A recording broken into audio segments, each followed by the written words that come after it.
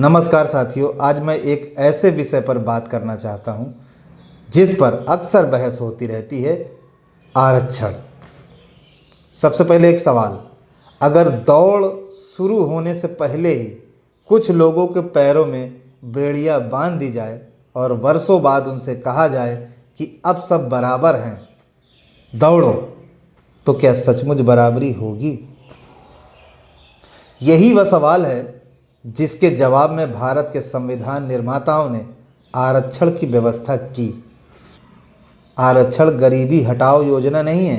आरक्षण का मूल उद्देश्य था ऐतिहासिक सामाजिक भेदभाव और अवसरों की असमानता को कम करना, ताकि जिन समुदायों को लंबे समय तक शिक्षा, सरकारी नौकरियों और सार्वजनिक संस्थानों तक बराबर पहुंच नहीं मिली, उन्हें अवसर मिल सके।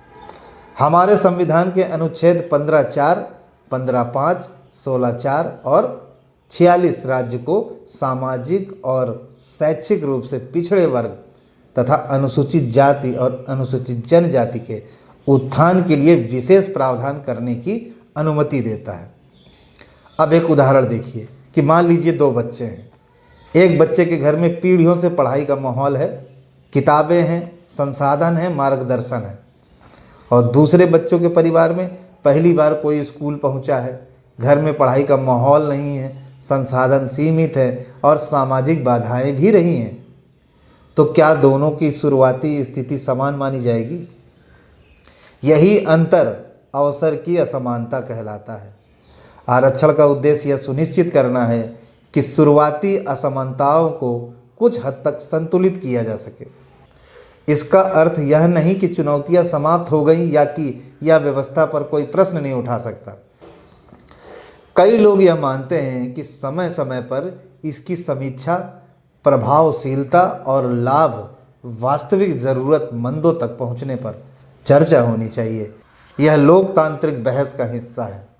लेकिन एक बात स्पष्ट है, भारत के इतिहास में ऐसे अनेक उदाहरण हैं जहां शिक्षा और प्रतिनिधित्व के अवसर बढ़ने से वंचित समुदाय के लोग डॉक्टर, इंजीनियर, शिक्षक, न्यायाधीश, वैज्ञानिक और प्रशासक भी बने हैं। इससे केवल उनका जीवन नहीं बदला, बल्कि उनके परिवार समुदाय में शिक्षा के प्रति विश्वास भी बढ़ा है। इसीलिए आरक्षण को केवल अंकों की बहस से नहीं, इतिहास, समाज और अवसर की दृष्टि से भी देखना चाहिए।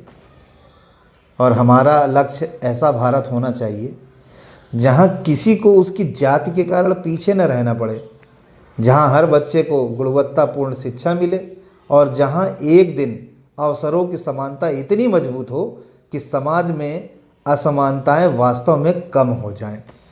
धन्यवाद दोस्तों।